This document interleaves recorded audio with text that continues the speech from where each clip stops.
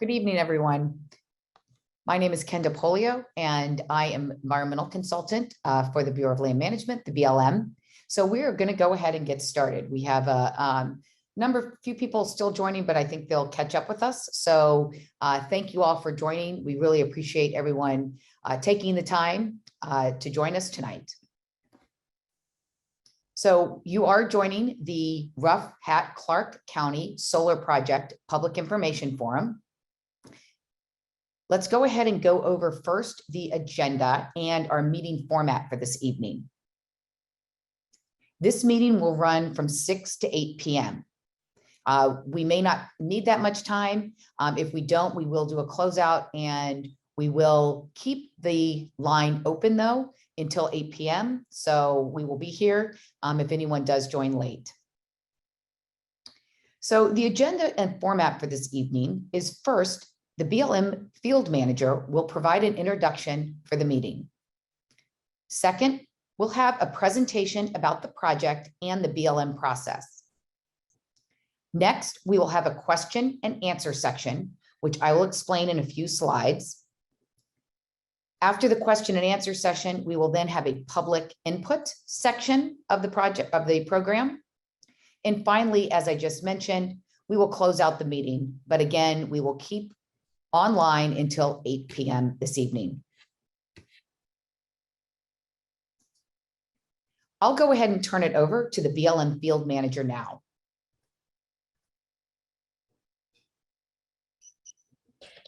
Good evening, everyone. My name is Shauna Duman, and I'm the Field Manager for the BLM Las Vegas Field Office. I want to start off by thanking everyone again for coming to the meeting tonight. We are presenting on the Rough Hat Clark County Solar Project and providing information on where we are in the process and how you can provide input. Your input will help BLM analyze the appropriateness of a solar project in this location.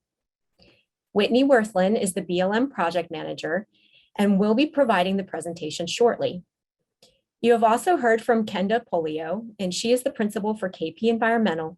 She will be moderating the Q&A session as well as the public input session. On the slide, you will also see the BLM specialist working behind the scenes to provide answers to the questions that you put in the Q&A feature. Kenda will go over that later in the presentation. Thank you again for joining us, and I will turn it back over to Kenda. Thank you very much.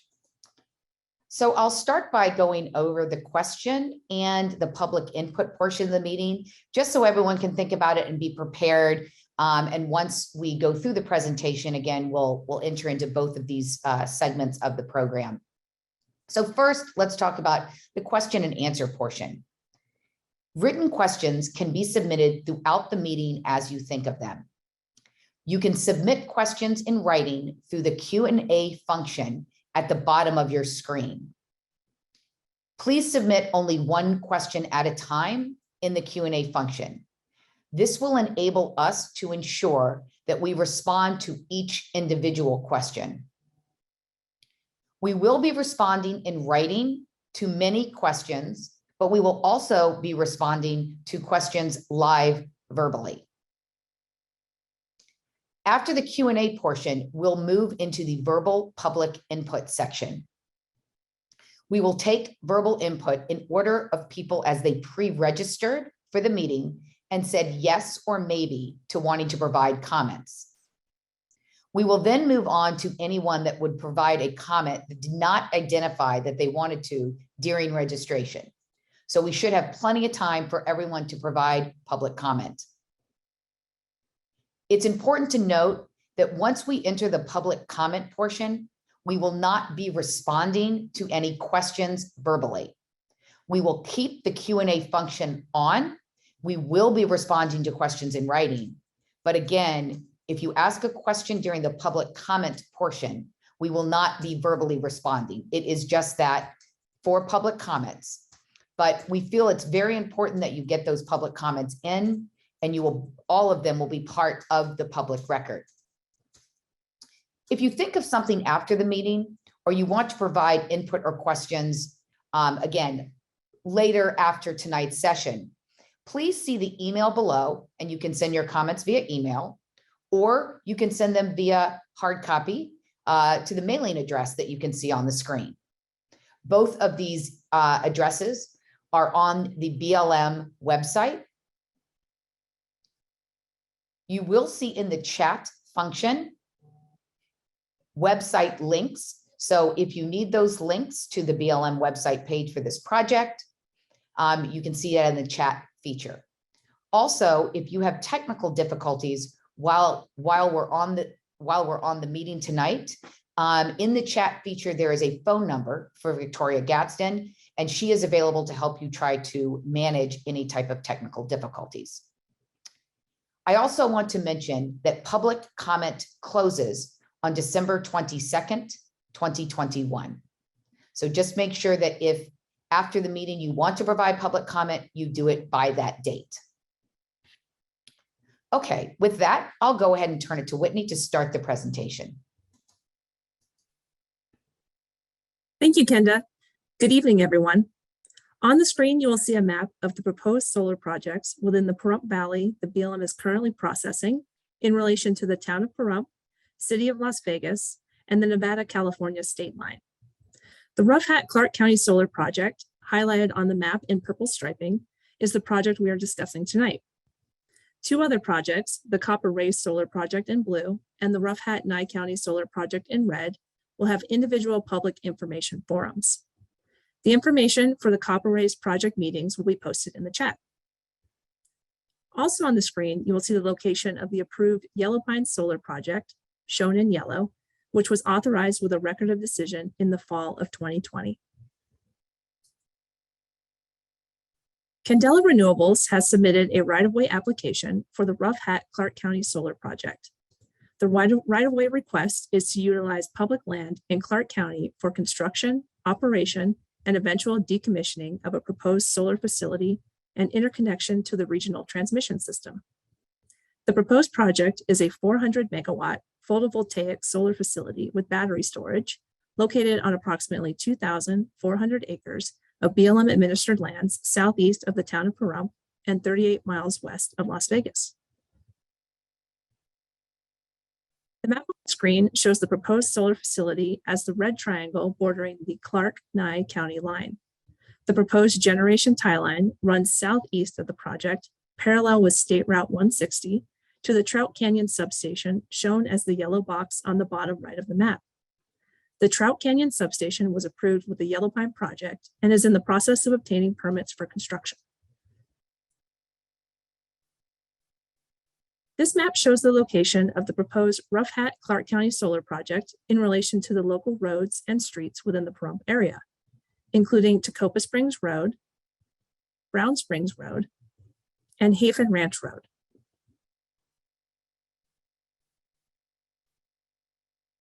The photovoltaic modules installed on site would convert sunlight to direct current electricity, which is then collected and converted into alternating current electricity through a system of inverters. The on-site transformers would step up the alternating current electricity and deliver it to a proposed on-site substation. Once the electricity reaches the on-site substation, it is delivered off-site to the BLM-approved Trout Canyon substation, or point of interconnections, via new generation tie lines. In addition, battery storage facilities will be constructed on-site. The preliminary plan of development for the proposed project is available online at the project website, which we'll provide a link for in the chat. The flowchart on the screen shows the application evaluation process, which begins with the submittal of a solar project application. The application is then prioritized based on the regulations and involves interdisciplinary team review. This helps the BLM prioritize and process the solar application workload more efficiently. After prioritization, the applications determined to be high priorities move into the solar application evaluation process.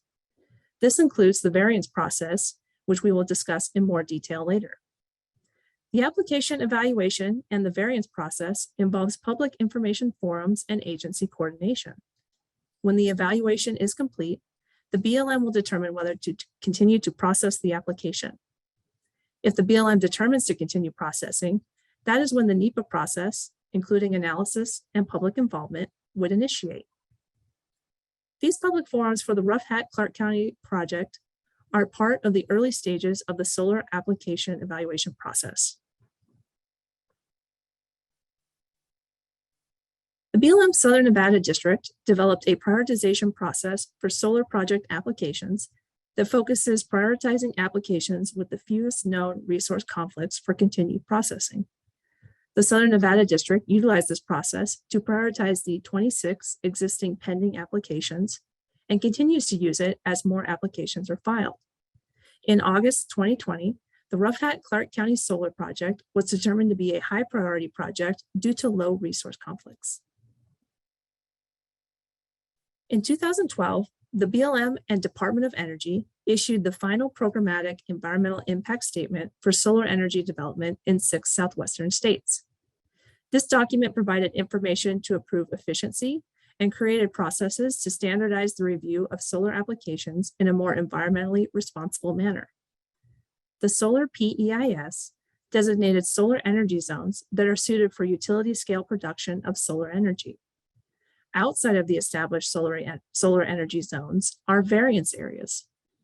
Applications within variance areas are available on a case-by-case basis based on environmental consideration and coordination with federal, state, and local government agencies, tribes, and public input. Solar development in various areas is subject to the BLM's variance process, which is separate from and comes before the NEPA process. The Rough Hat Clark County Solar Project is located in a variance area and is subject to the variance process. The process is part of the application evaluation process described in the BLM right-of-way regulations. The variance process focuses on collection and evaluation of resource data with input from public, tribes, and federal, state, and local governments. This input and evaluation of data helps BLM to assess the appropriateness of the solar proposal. Tonight's public information forum and the public input period that lasts until December 22nd provides you an opportunity to have an input on the Rough Hat Clark County Solar Project. The information gathered during the meeting and the input period will inform the application evaluation and variance process and assist BLM in making a determination on whether to continue to process the application and begin NEPA.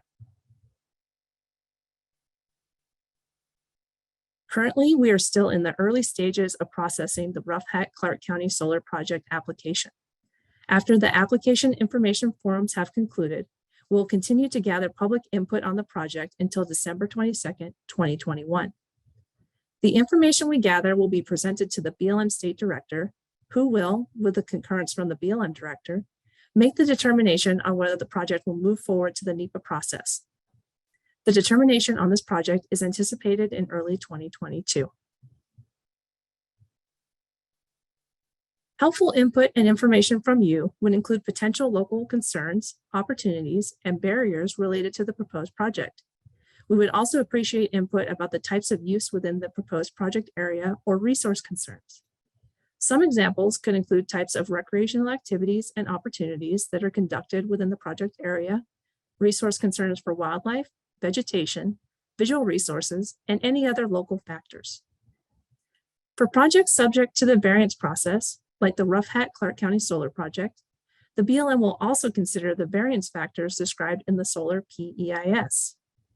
Any input you may have related to the variance factors would also be helpful at this time. A detailed list of the variance factors can be found at the link on the slide. We will also provide this link in the chat. At this time, I'm going to turn the meeting back over to Kenda, who will begin the question and answer session.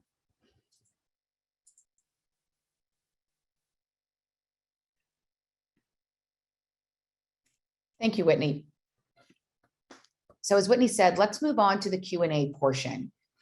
We've seen a number of questions come in. They're coming in very slowly. So please think of your questions and add them to the Q&A chat. I'll go over exactly how to do that in case you're unfamiliar or you've not done this before. So first, you can see on the screen, you will click the Q&A button at the bottom of your screen. That's identified as number 1. Second, you'll type your question in the box and hit send. Please remember that we would only like you to put one question in at a time. That really just ensures that we can answer each one. A BLM representative will provide a written response, or I will read out the question and Whitney will provide a verbal response. Please remember that you can submit as many questions as you'd like. And once we move into the public input section, we will not be verbally responding to questions. You can continue through the entire 2 hours to write questions in the Q&A box, but we will not be answering anything verbally. So I just want to remind everyone of those things, and we will go ahead and get started. Let's see. Okay. We have one that just came in, and Whitney, who will the power be sold to? The project sponsor, Candela Renewables, has indicated that a purchaser for the power proposed to be generated from the project has not yet been identified. The point of interconnection at the Trout Canyon substation means that energy would flow into the California Independent System Operation Grid System, which manages portions of the grid, including Valley Electric's service. Great, thank you. Let's see, we have another one. Okay, Whitney, what is the proposed road access for the project?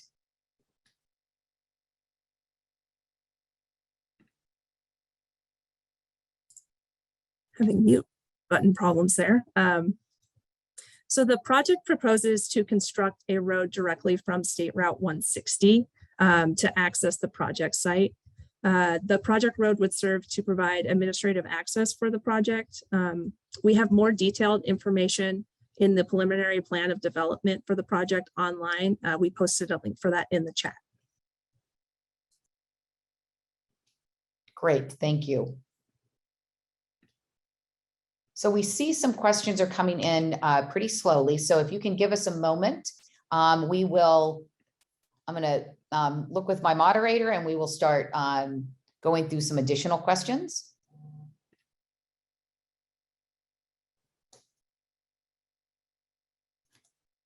Okay, Whitney, here's another one. How would existing and used trail systems within and adjacent to the proposed project be impacted? So the BLM is currently requesting information about potential impacts to public access and recreation and trails within and adjacent to the proposed site. Helpful information to submit at this time would be local knowledge of those trails and routes that are used within the project area, and then also impacts to recreational experience on those trails. If the project does receive a favorable variance determination and continues to be processed, specific impacts from the project to recreation use and trails within and adjacent to the proposed project would be analyzed during our environmental review or as the project moves through the National Environmental Policy Act process.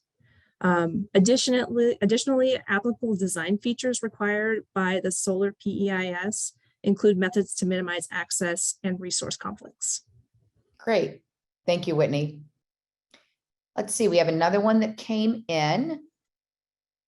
Okay. The next one is, what is the proposal for getting water to the project? Candela Renewables has stated in their preliminary plan of developments that water would primarily be needed for the construction phase of the project. Water use after construction would be relatively low during operations. Currently, Candela Renewables has estimated an approximately 800 acre-feet of water for construction and approximately 16 acre-feet per year for operation.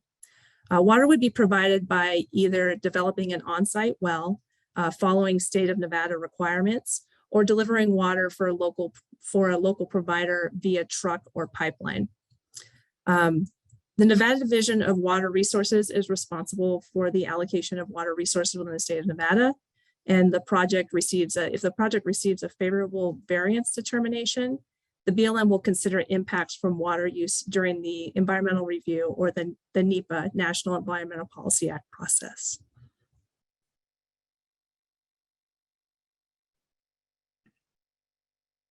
Thank you, Whitney. Okay. Thank you, everyone, for continuing to provide questions.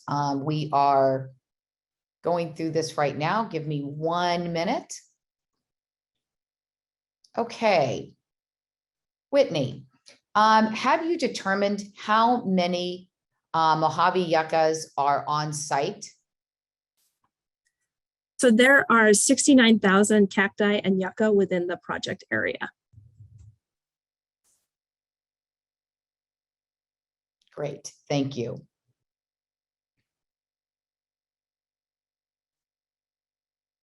Okay, again, we're going through them right now, so give us just a minute to start getting to the next one. Again, thank you all for continuing to provide questions.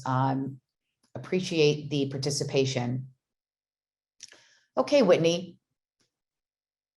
Is there a current route inventory for the land and a travel management plan in place for the land? No, we do not have a current route inventory for the project area.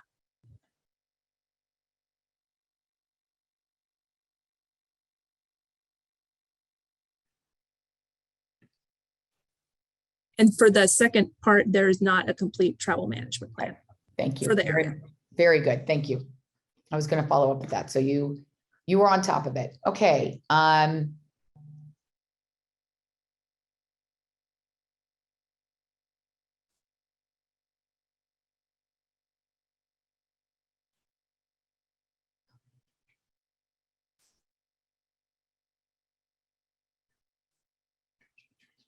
Okay, I'm going to ask that we, if you give us 1 more minute, I'm going to get with the moderator and make sure that we have the next questions lined up.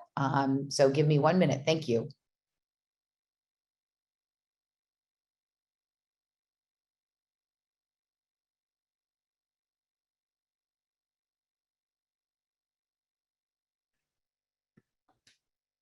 Okay, Whitney, we have another one that just came in. Whitney, how many Joshua trees are found on the project? No Joshua trees were identified within the proposed project area. Okay, great. Thank you.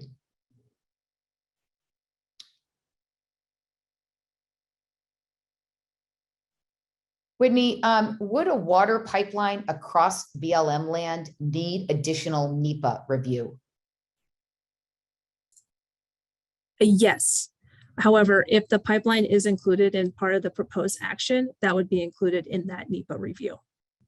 Okay, great.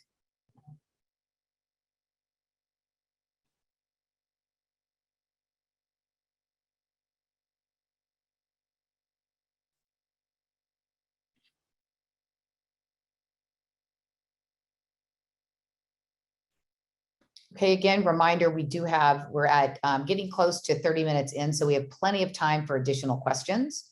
So we're gonna again pause as we're getting some in just to make sure that we've got more for Whitney. So if you can give us a moment. Again, we really appreciate everyone's time. A reminder that we are not going to be going back to live verbal answers once we move into the public comment session. So please continue to provide questions. And again, we will try to get to them all. Thank you all very much. And I will be back in just 1 second.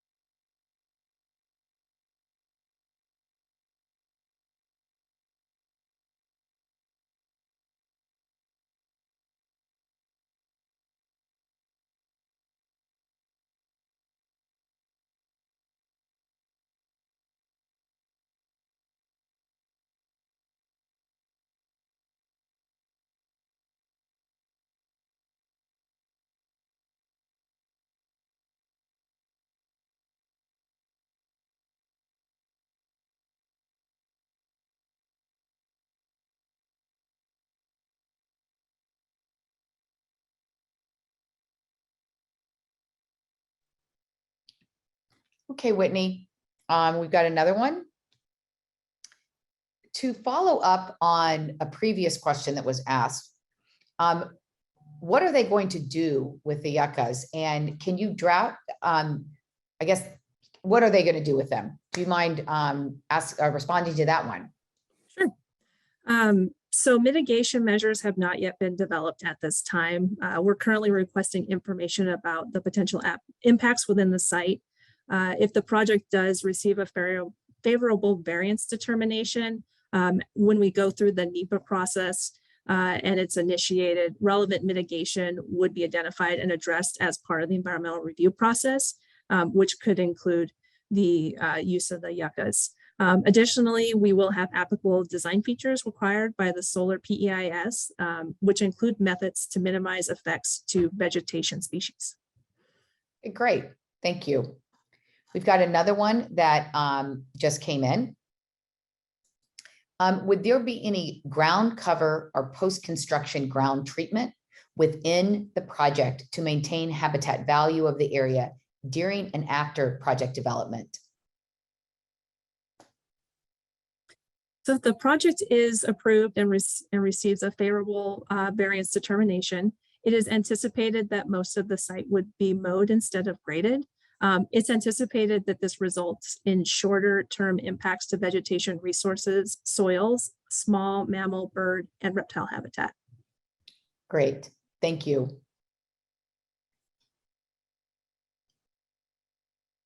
Okay, we see some additional questions coming in. I know that we're getting some, we're typing some and responding to those questions. So please continue to check your Q&A box.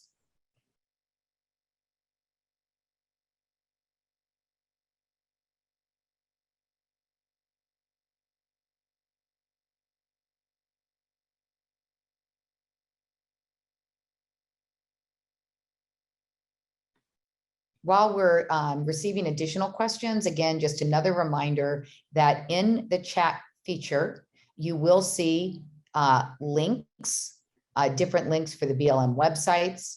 And you will also see Victoria Gadsden's phone number if there are technical difficulties you're having, especially if we move into the public comment section. We have had a couple people that had some technical difficulties last night. So that is in the chat feature. Just wanted to remind everyone of that phone number. She is available to answer the phone and talk you through it, hopefully. Another reminder is if you do get kicked offline, you are able to call in using the phone number. So when you received your link, the link to get you into the Zoom meeting on screen, there is also at the bottom of the page a phone number. And that phone number allows you to call in, and I will identify how to raise your hand in the public comment section using your phone. So we'll get to that in a minute. But if for some reason you do get kicked off, I don't see anyone on the phone right now, but that is an option if something does happen. So I did want to make sure that we pointed that out for everyone. Okay, we have another question that came in. Okay, Whitney, a person just asked if they could send in photos and GPS locations to the BLM of the many Joshua trees that they found on what they think is the Rough Hat Clark project site. Yes, we would appreciate you sending that information during this time. Please send your information to the email address that we put into the chat.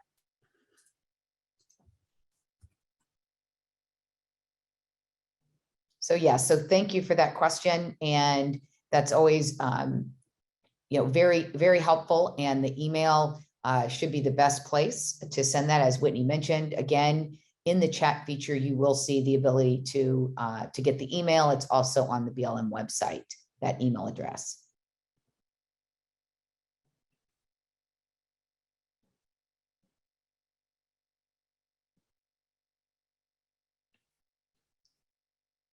Okay, again, we really appreciate the questions that are coming in, very thought out, and appreciate everyone's time. And so again, let's continue, Whitney. I've got another one that I have here. So how is land use planning coordinated? Where, when, by who are the projects, you know, and are they thought about comprehensively? To look at the siting of the solar comprehensively, the BLM and the Department of Energy approved the programmatic environmental impact statement for solar energy development. We discussed it a little bit earlier in the presentation. This solar PEIS designated solar energy zones that are well suited for utility scale production of solar energy. The PEIS also designated variance areas on BLM administered public lands that are outside of those solar energy zones. And we talked about this earlier, the variance areas are available for utility scale solar energy development. And the solar PEIS amended the existing resource management plan for individual offices affected, including the Southern Nevada District Office. More project specifically, the planning for the proposed Rough Hat Clark County project involves the solar application process, including our prioritization process, the application evaluation process, and the variance process. And then finally, the National Environmental Policy Act process. Currently, we're at the application evaluation process, which included coordination with federal, state, local governments, tribes, and public outreach. Like we've stated, if there is a favorable application evaluation determination made for the project, the BLM would continue processing the application by initiating environmental review.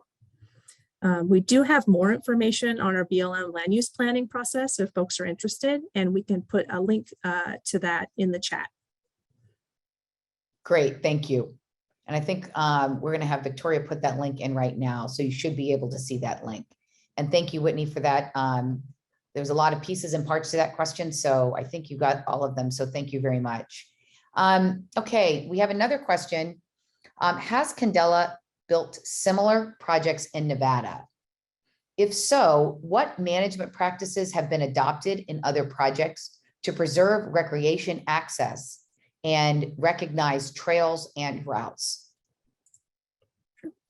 While we do not have that information available this evening, we can provide some information about recreation access and how it would be considered in the process. The BLM is currently requesting information about potential impacts to public access and recreation within and adjacent to the proposed site. Like we talked about before in our slides, helpful information at this time would include local knowledge of trails and routes used within the project area and impacts to the recreational experience on trails.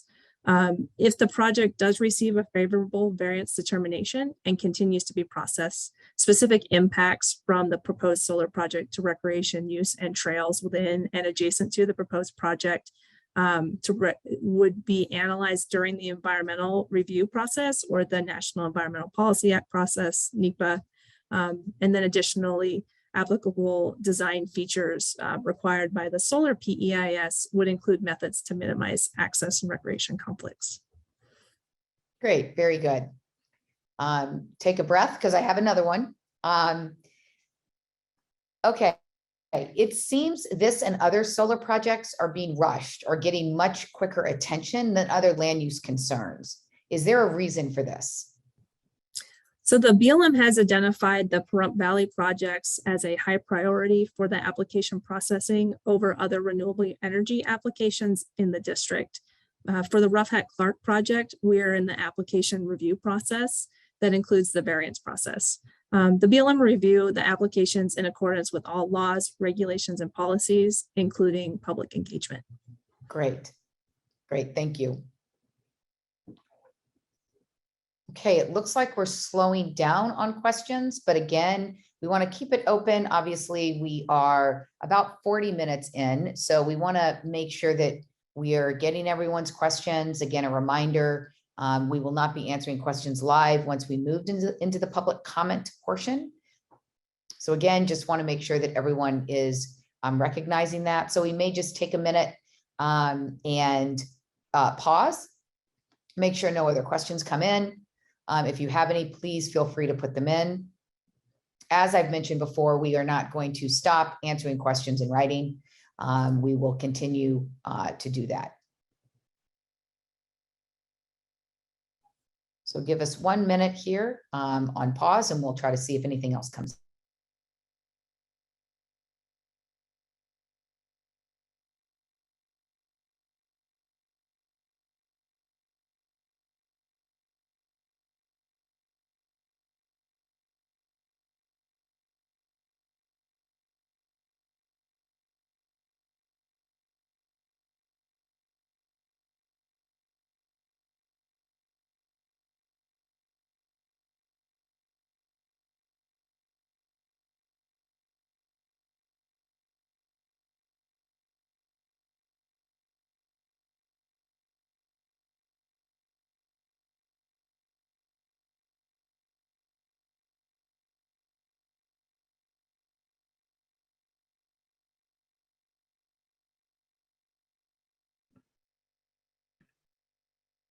Okay, I just wanted to let everyone know we are still working on some, getting them organized. So again, I know it is kind of a long, awkward pause, but I did want to come on and let you know we're still here. We will still be moving on here in a minute, but just give us a second to make sure that we've got all the questions that are coming in. We've got a lot of screens going on. So again, thank you for your patience.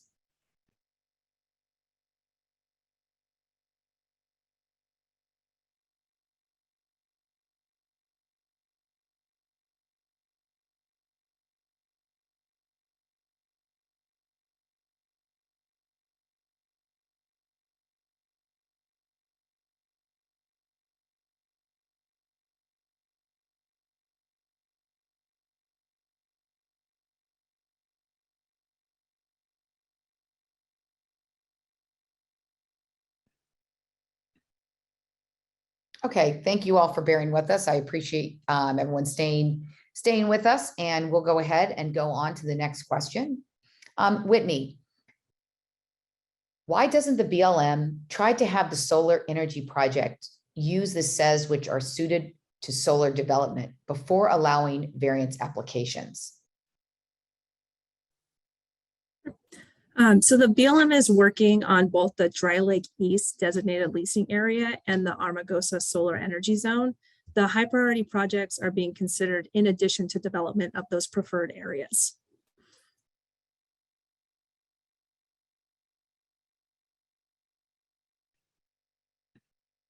Okay, thank you, Whitney.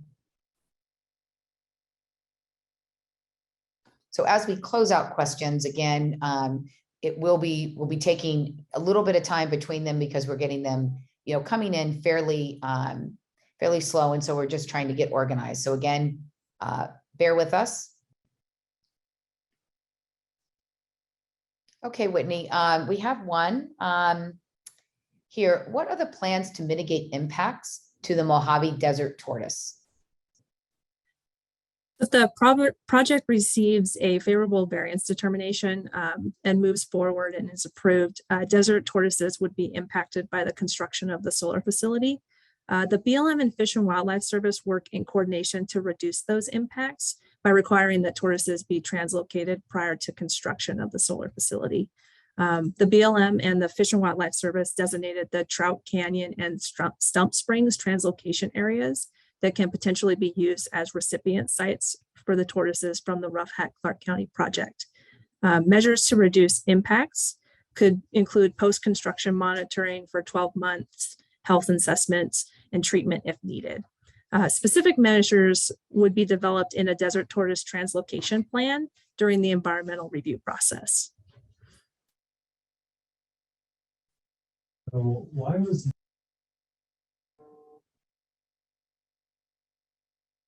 Thank you, Whitney.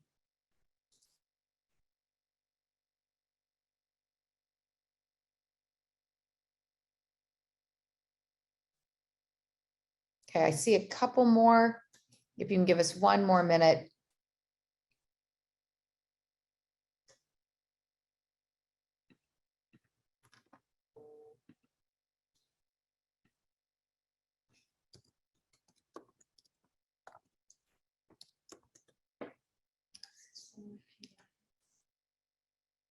Okay, Whitney. Are all of the solar PEIS's lands already in process and going forward? why the need to expand into lands that were not most suitable? So the solar EIS identified solar energy zones and designated leasing areas, in addition to providing for applications to be considered in variance areas. For projects in variance areas and that are subject to the variance process, the BLM will consider those applicable variance factors determined in the solar PEIS. The variance factors include documentation about the proposed project related to land use plan documents, project use of existing facilities and roads, design features, environmental resources like fish and wildlife habitat, visual resource management, wilderness, hydrologic resources, also access and recreational opportunities, and applicant coordination with state and local governments for permitting requirements. We do have a full list of the variance factors that can be found at the following website. I believe we posted that in the chat earlier, and then we can repost that. If you have any input on these variance factors, that would be helpful at this time. Thank you. And yes, that is in the chat feature. So again, you should be able to find that link in the chat feature. That is a link to the BLM website. So that is located there. Okay, we're getting close. Again, I'll make a last call for questions. And then we can move on to the public input section. So again, we'll give it one more minute if anyone has any additional questions.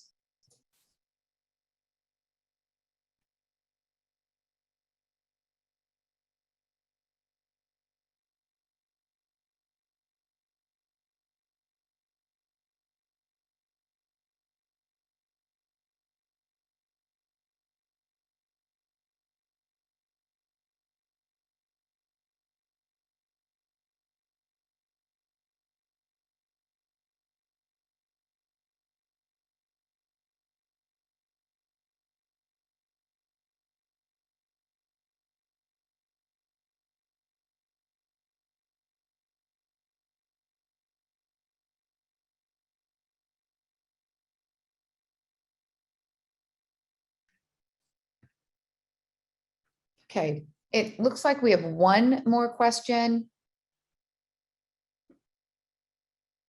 We are pulling that down right now, so give us 1 minute. Again, just wanting to make sure that everyone is aware that we will be moving to the public input section here in a minute. All questions from that point on will be via the Q&A written response. So you can continue providing your questions in the Q&A box. And while you're doing that, you will be receiving answers in writing.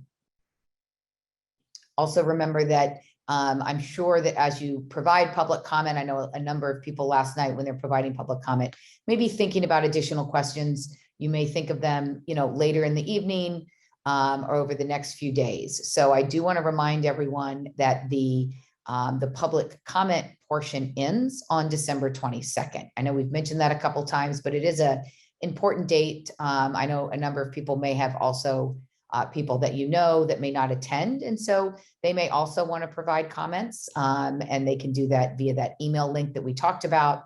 They can go to the BLM website and find that link. So please feel free to share that information with your friends, and they can provide comments as well.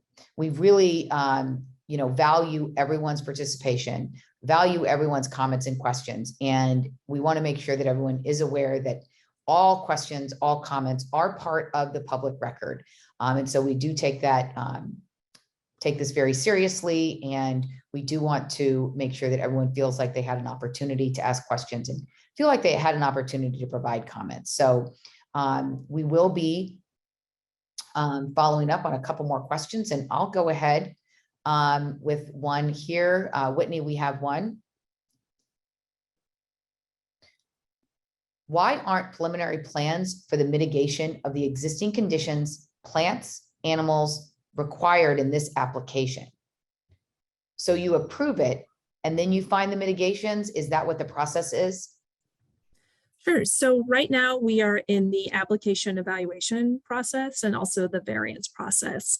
So we will be reviewing the application at this time. And if a favorable variance determination is made, then we would move on to our environmental review, which is when we would start looking at impacts and assigning or developing mitigation measures prior to project approval.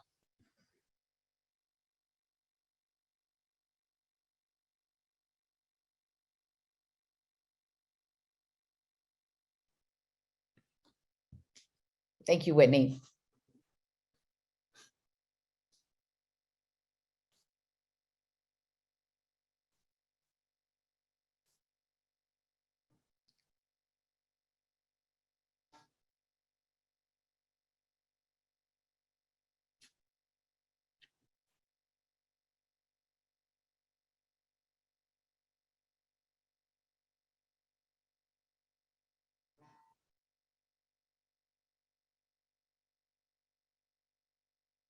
Okay, Whitney, I think this may be one of the last questions. Why was the Pahrump Valley identified as low conflict? If you identify high conflicts now during the public comment process, will you revise this designation? Sure. So the prioritization determination worksheet, which is part of our prioritization process, provides detail on the resources considered in making the determination and can be posted on the project website. The planning for the proposed Rough Hat Clark County project involves solar application process, which also includes our prioritization process and the application evaluation and variance processes. And then finally, if it does receive a favorable determination, it would move on to the NEPA process. Currently, we are at the application evaluation process, which we are coordinating with federal, state, and local governments, tribes, and offering public outreach and requesting input. There is a favorable application evaluation determination made for the project, the BLM would then continue processing that application. Information on the BLM land use planning process we provided in the chat as well if folks would like more information. Great, thank you, Whitney. Okay, we do not have any more questions coming in. So again, I have to thank everyone for their participation and very thought out questions. Thank you very much. So with that, we will go ahead and move on to the public comment portion. Okay, again, remember you can keep submitting your questions in writing and you can check that Q&A box. Okay, as we mentioned, input will be accepted in the order of registration online. Once your name is called, you can use the raise hand feature and the meeting facilitator will open your microphone. That raise hand feature is at the bottom of your screen and it's next to the Q&A feature.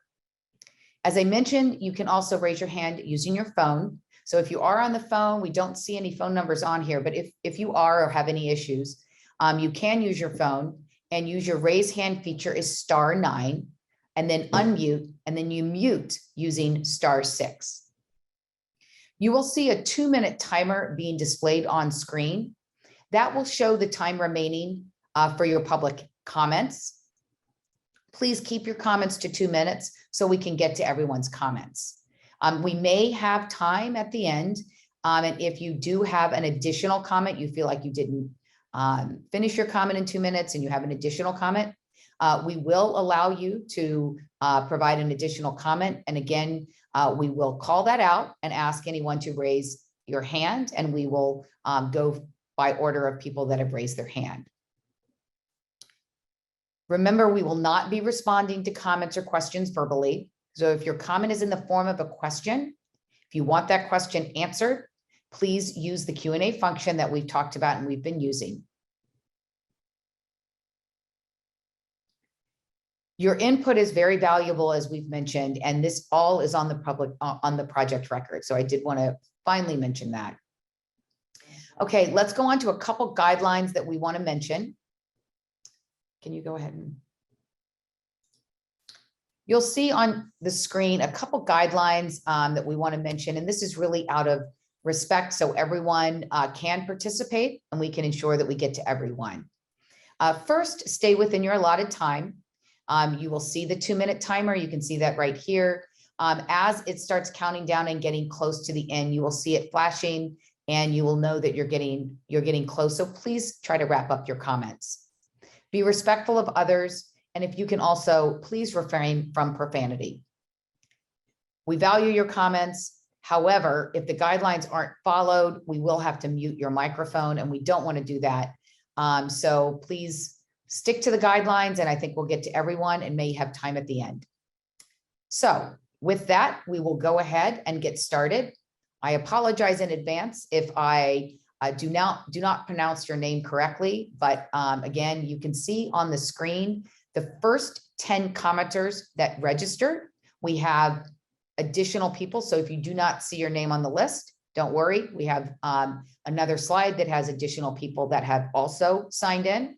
And then at the end of those names, again, we will allow anyone to raise their hand and provide comments. So again, please bear with us, but we should have plenty of time to get to everybody. Okay, the first person is Tamby Calvert. Tammy, can you raise your hand? Okay, we do not see her. So we will move on to the next. Again, if you're on, have a different name on your screen and we don't see you, please just raise your hand and we will absolutely get to you. Okay, the second person that pre-registered is Erica Gerling. Erica, are you on? Can you raise your hand? Okay, we're going to unmute Erica.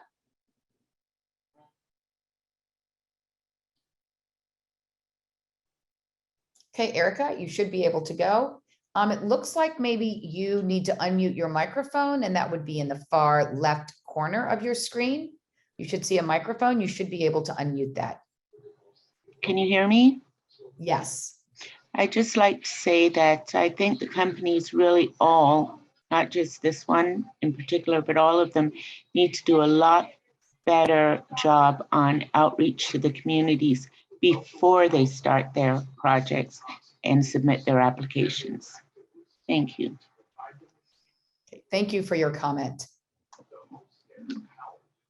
Okay, let's go on to the next person.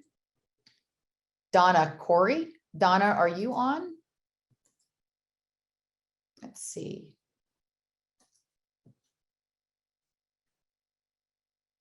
Okay, we do not see Donna on. Give it a minute for Donna to raise her hand. Okay, the next person is Simone Griffin. Simone, are you on? If you can raise your hand.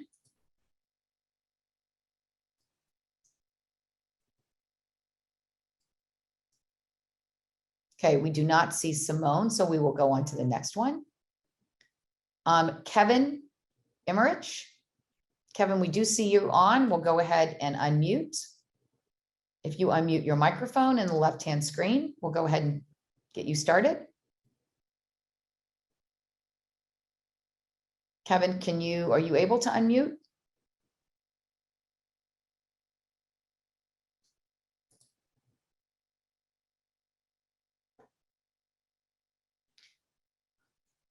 Okay, Kevin, we did unmute you, but it looks like you are still muted. You may be having technical difficulties.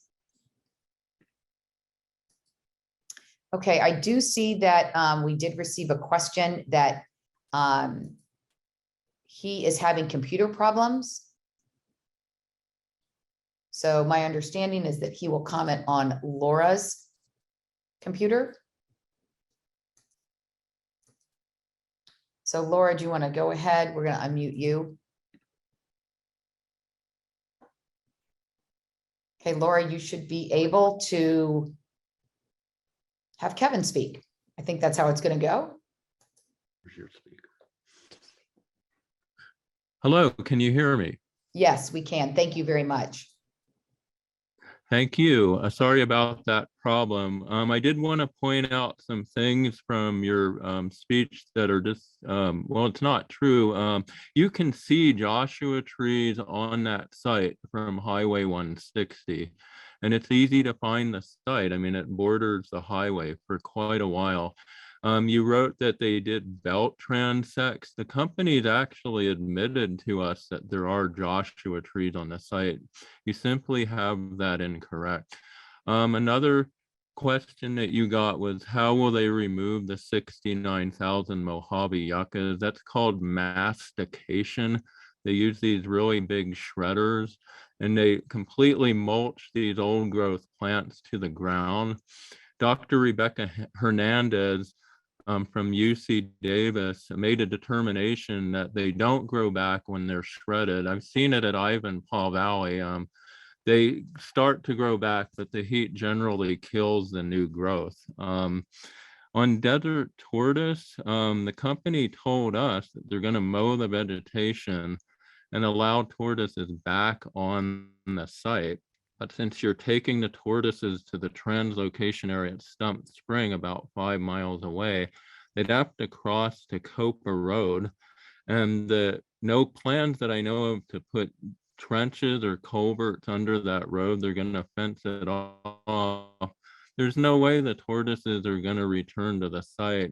This will actually be a complete loss of the habitat. I just want to point that out. Thank you.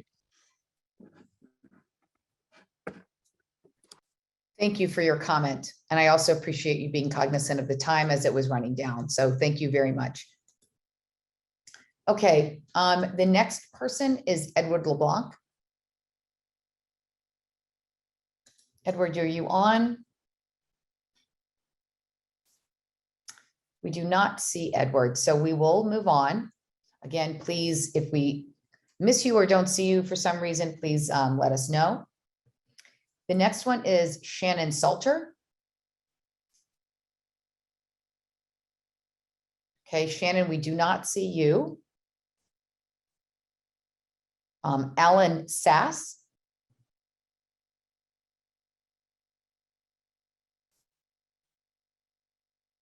Okay. Amy Noel. Amy, we do see you on. I'm not sure if you want to speak, if you want to raise your hand, if you would like to speak.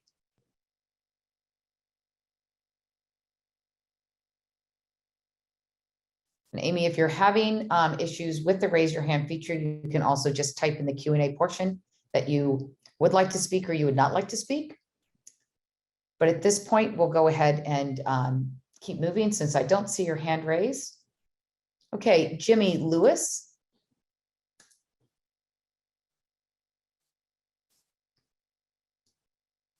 Okay, we do not see Jimmy Lewis either. Okay, we'll move on. Ben Burr. Ben, I see you're on as well. Okay, raise your hand. So we're going to go ahead and unmute you now. Thank you. Yeah, hey, I was just have a quick comment. I've looked at the links you put on the chat, and it looks like when I review the requirements for the variance process, that they're just as a request for a lot of documentation. Almost every one of these bullet points does request some form of documentation that the right-of-way should be allowed in the variance area. But I'm not seeing where I can review any of the documentation that's been produced. Am I missing something?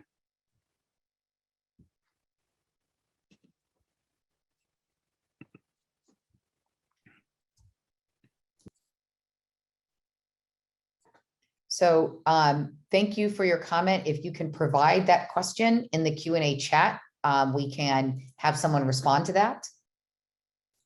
And you still have time to continue your comment, but after that, if you can put that Q&A or that question in that Q&A chat, that would be appreciated.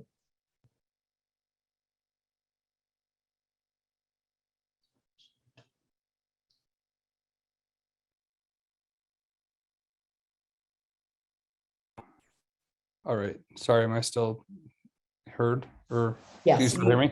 You are on and you're at 138. So yes, you can definitely continue if you would like to continue with the comment. Yeah, and so I just want to say I have visited this area with the locals from Pahrump. I've ridden through some of the trails in this area, and we will have a strong interest. It sounds like that will be analyzed at a different part in the process. We'll be submitting a written comment to help document that, so you can analyze it appropriately. Okay, thank you very much for your comment. And again, please use the Q&A function. Thank you. Okay, the next person is Eddie Jim.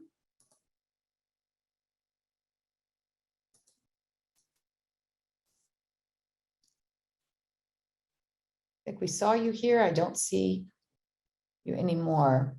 Okay, again, we have plenty of time. So the next one is Patrick Donnelly.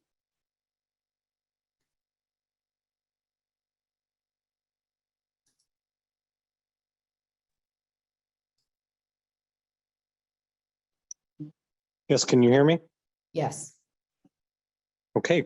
My name is Patrick Donnelly. I'm Nevada State Director with the Center for Biological Diversity. I also lived in the Pahrump Valley for 5 years, although I recently moved away.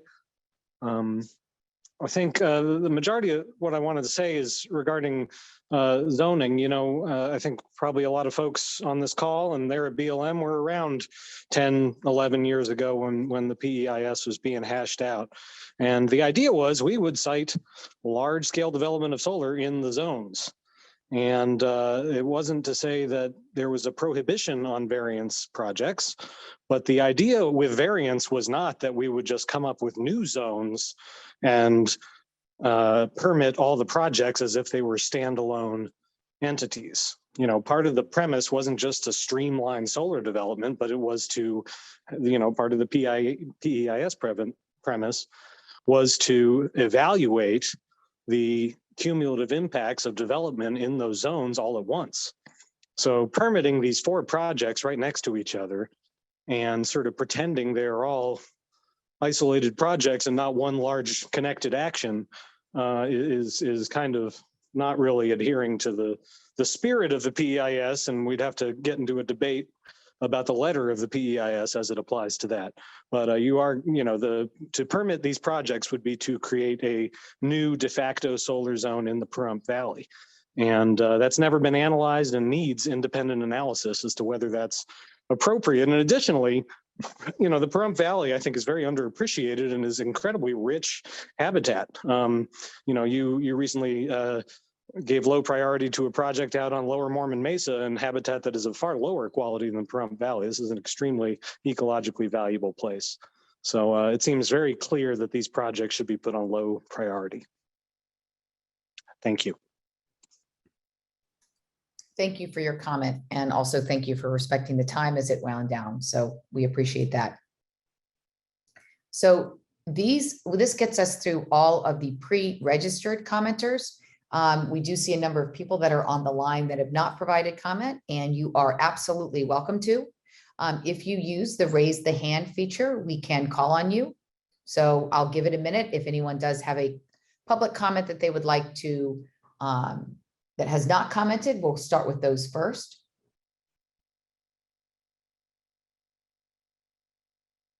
Okay, we don't see anybody raising their hand that has not commented. We definitely can go back, and if someone does have an additional comment that they would like to add, if you've already commented, you are welcome to go ahead and raise your hand and we will call on you.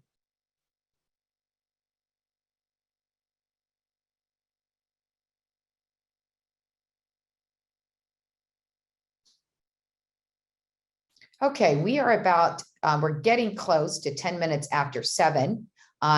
I want to remind everyone that we will do a closeout. I'm going to give it a couple more minutes to see if anyone has any additional questions or anyone wants to provide additional public comment.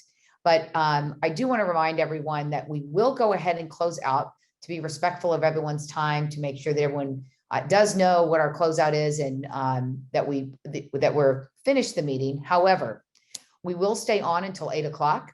The meeting will be live. So if you have a question or a comment as you're thinking things through over the next 45 minutes, you're welcome to come back on. We will be here. We will come back on and let you provide public comment. And again, you can always write your question in the Q&A function at the bottom of your screen.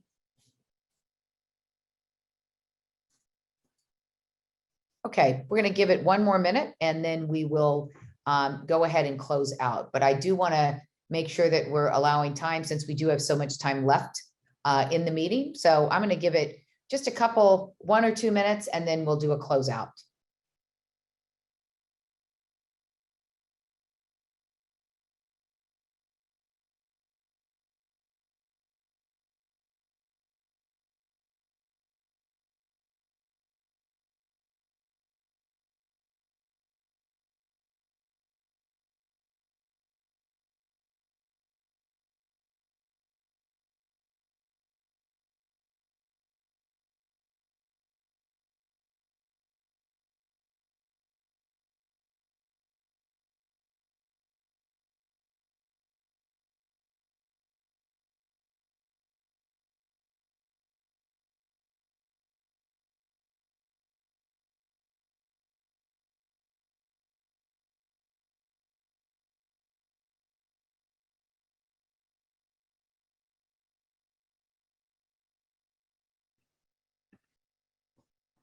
Okay, thank you, everyone. It seems like a number of you stayed with us for closeout, so we do appreciate that. We will go ahead and close out. So BLM, as you can tell, we do want to hear from you. We appreciate everything, all the comments that we've received. As we mentioned, we'll be here until 8 p.m. If you do want to provide input or questions, we've talked to you and explained that you can absolutely email them in. You can mail them in. The addresses are on the screen, and the public input period closes on 12/22. I want to thank everyone. I thought we had a good participation, and it's a very busy time of the year. So we do appreciate everyone attending and participating. I'll turn it over to the BLM Field Manager. Thank you, Kenda. Thank you again to everyone that joined us tonight and provided your questions and comments. We got a lot of really great questions and comments that we can use in making our decisions. And your comments will help us make a better decision. So I encourage everyone, if you have any other comments that you would like to submit or any information you have on recreational trails or the Joshua trees or anything else, please use the email address that's on the screen. And remember that the public comment period ends on December 22nd. So the meeting, like Kenda said, is going to stay open until 8, and we're going to continue to answer questions in the Q&A box. But I'd like to say thank you again, and I hope everyone has a good evening.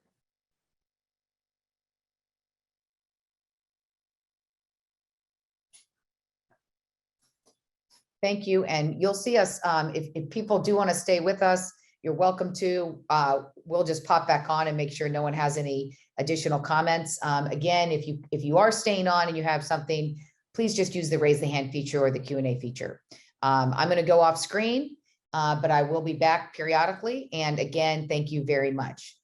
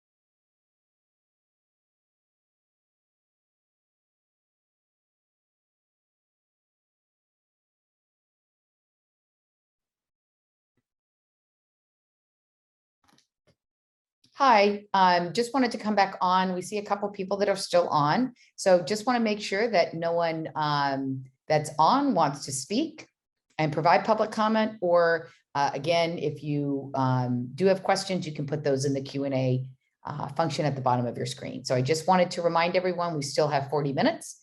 So we have plenty of time, but I did want to remind you that you can, for us to know if you want to make public comment, we need you to use the raise the hand feature.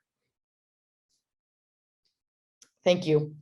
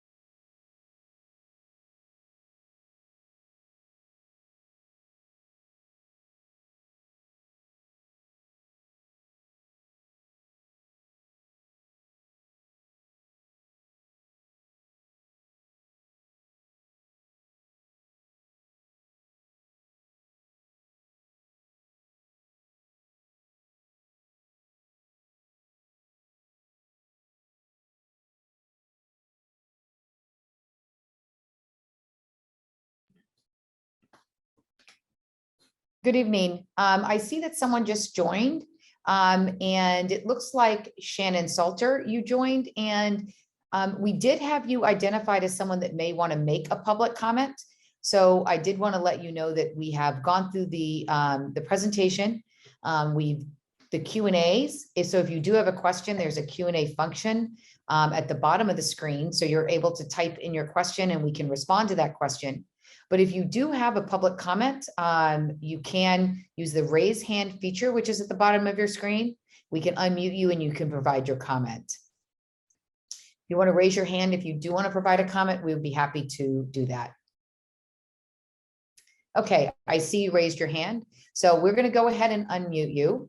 We're going to go back. I just want to give you a couple guidelines before we do that. The public comment period is for you to provide public comment. We will not be responding to questions verbally if you have those. So if you do have a question, you can use the Q&A function at the bottom of your screen. You will see a timer. There's a 2-minute time limit on your comment. We would ask that you adhere to that. Once you give the 2-minute comment, if we have additional time and no one else has joined, which I'm assuming we may be in that situation, you could provide an additional comment. We would ask that you respect the fact that we would appreciate no profanity. And at that point, we can go ahead and unmute you and you are welcome to provide your comment. And I want to say, I'm glad you were able to join. So we're going to unmute you now. You should be able to talk. It looks like, yep, there you go. Yeah, hi. And I'm sorry that I joined late. I'm sorry that I missed the presentation. But I appreciate you guys doing this. You know, I just want to say that I've been spending a lot of time in this valley. I've been walking all over the Rough Hat Clark site, and it's just like an incredibly biologically diverse place. It's super dense with yucca, and the soils, of course, are really, really exceptionally intact. And I know that there's like a massive plan for all over the Pahrump Valley, and the Yellow Pine project is already underway. And then we've also got a proposal for Sagittarius and Rough Hat, Nye County, and Copper Rays, of course. And I know they're building the Trout Canyon substation, but you know, I'm just super, super disappointed that the Yellow Pine facility got approved, because that's also equally as biologically diverse and dense with yucca, just like the Rough Hat Clark County project. So I think it would just be like such a terrible shame to see any more of these projects approved. I, for one, really want to see distributed energy generation, something put in place over parking lots and in the city where we're not disrupting wildland, because, you know, also scientists are just understanding that the soils sequester carbon. So, I mean, of course, all of the plants sequester carbon, but the soils do as well. And like I said, I've been spending a lot of time now out walking at all of the sites, the Yellow Pine site and the Rough Hat Clark site, as well as the ones in Nye County and the Sagittarius site. And I do not want to see any more of these approved. I think Yellow Pine was a terrible mistake. And I just do not want to see any more of our wild Mojave land destroyed for solar projects, because I think it's like it's a form of ecocide. Thank you, Shannon, for your comment. I also want to thank you for respecting the time. I'm sure you saw it running out, so I really do appreciate that. I will also note that you can go on the BLM website. The presentation will be posted. So there will be a link to show you where that video is. So you will be able to see the presentation. So I wanted to make sure that I noted that for you. And I am glad that you were able to join. We do have 20 minutes left, 25 minutes left. So if you did have another comment, we welcome you to provide that, and we can go ahead and start the timer again if you feel like you have another comment. But we would ask that you use the raise the hand feature, so we do know that that's what you would like to do. Also, again, there is the Q&A function at the bottom of your screen if you do want to provide a written question.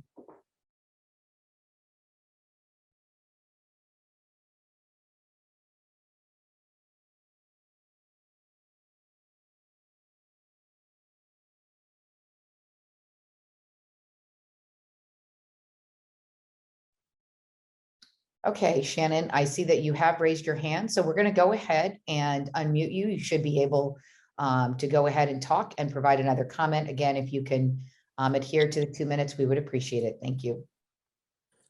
Yeah, I actually have a question, and it's about which Native American tribes would be consulted with the Rough Hat Clark County project. I was also curious about the Yellow Pine project. I know that the BLM is just looking at these one at a time instead of looking at what's going on a looking at the big scale, the big valley. But I noticed that in the Yellow Pine project, it said that the U.S. Army Corps of Engineers consulted tribes, and I was curious about which tribes those were. And I know perhaps you can't answer that since it's about the Yellow Pine and not the Rough Hat Clark, but the same question applies to the Rough Hat Clark County. Which tribes would be consulted, and how would the BLM reach out to the tribes? By what method? I don't know if you can answer that question now, or if it needs to be later. So we have entered the public comment portion where we are not answering questions live, but there's the Q&A function at the bottom of your screen. And if you type in your question, we will definitely submit an answer in writing, so you will get an answer to your question. So we do appreciate your second comment, and please use that Q&A function. Okay.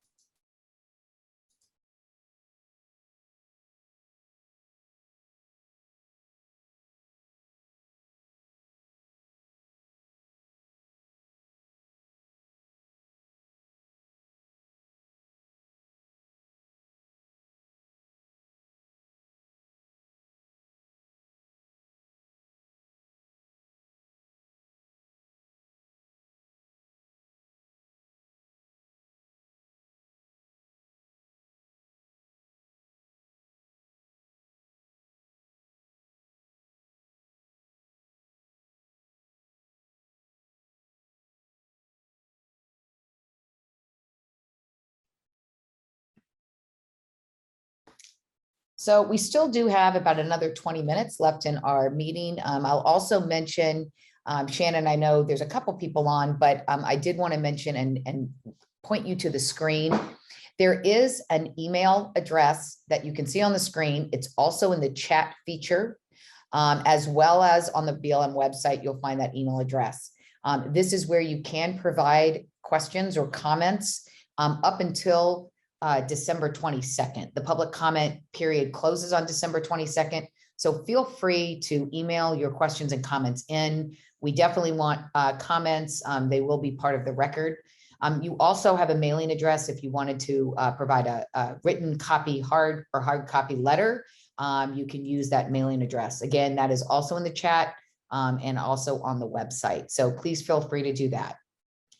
Okay, we still have 20 minutes left. I'm going to go off screen, but anybody that wants to, we actually do have another person. I think it looks like Laura, you may want to speak. So I see your hand is raised. So we'll go ahead and unmute you, Laura. It looks like, there we go. I see your mic's off. So do you want to go ahead and provide your comment? Yeah, hi, thank you. My comment is in the form of two questions. Is the Trout Canyon substation part of the variance process? And I'll read my second question. The prioritization process allows BLM to reverse a decision on priority status of a renewable energy project.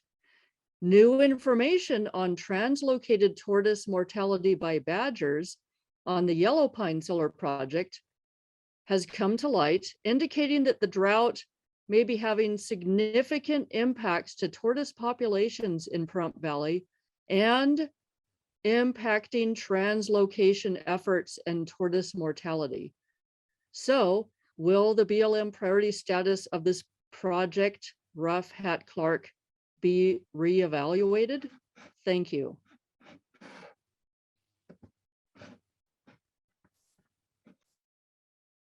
Thank you for that comment. Again, we will go ahead and stay on, see if anybody else joins, or if you all have additional comments, you can raise the hand. Questions, please use the Q&A function at the bottom of the screen. I'll go ahead and go off and pop back on every once in a while within the next 20 minutes if we don't see any raise the hands or any additional questions. Thank you.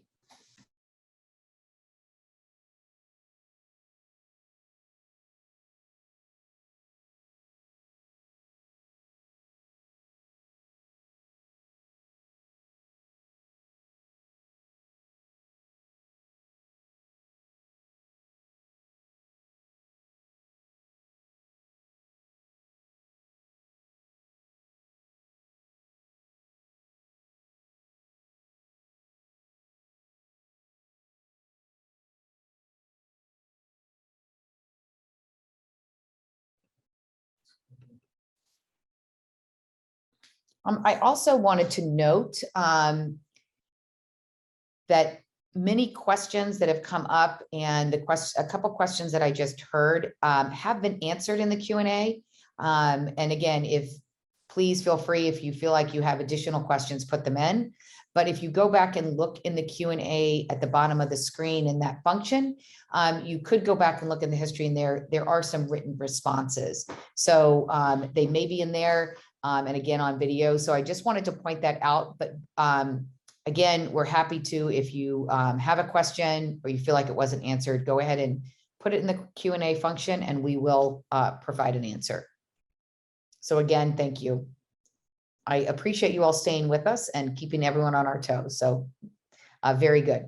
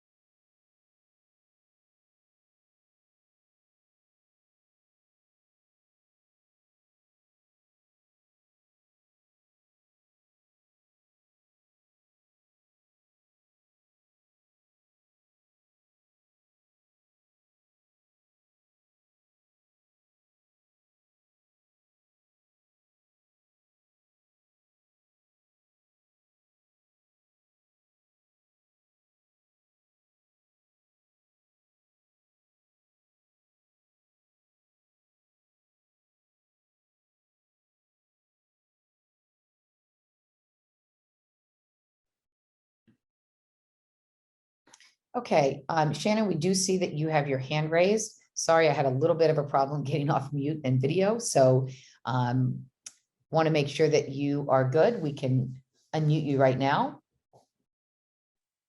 Okay, go ahead. Thank you. Yeah, thank you. I just wanted to make a couple more comments. One thing is that, I've lived in Southern Nevada since 2009. And one of the main things that I like about it is the access to public lands. And I live in Las Vegas, but I frequently go to this area in the South Front Valley. And this is like one of my main hiking spots on the backside of Mount Charleston. And I've also like always appreciated that this area is home to the salt songs of the Southern Paiute. And it's like, so it's a really spiritually powerful area for the Native Americans in the area. And I've always thought that too, being able to see Mount Charleston from the other side and think about like, you know, like the spiritual and physical pathway that the songs traveled. And I also appreciate all the history of the area, like the Old Spanish Trail, and the fact that this area has been used for like, you know, literally thousands of years, but hundreds of years with the Old Spanish Trail. So I really like being out there and feeling myself a part of history. And I really feel like my quality of life in Southern Nevada is going to be reduced significantly. And I might, and like, I won't even really want to live in Southern Nevada if all these solar things go in.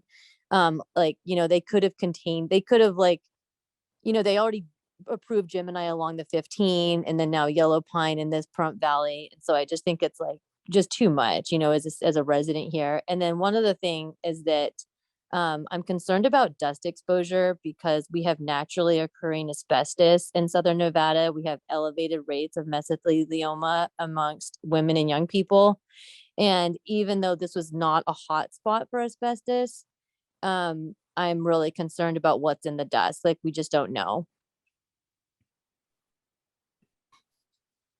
Thank you for that comment. And again, I appreciate being respectful of the time.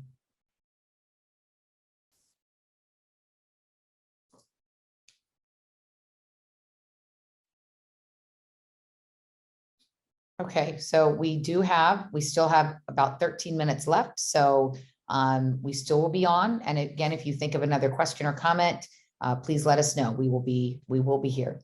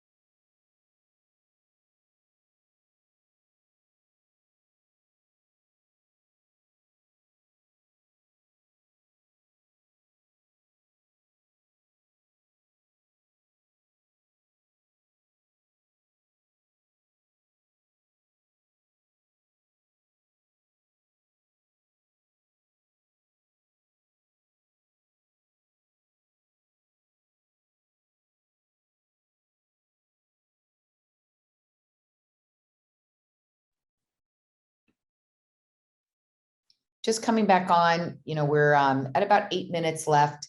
Want to make sure that, I think Shannon, I still see you. So definitely, if you have any more questions, please feel free to use the Q&A function and raise your hand if you have another comment. But I just wanted to kind of remind you of the time to make sure that you knew that we were still here.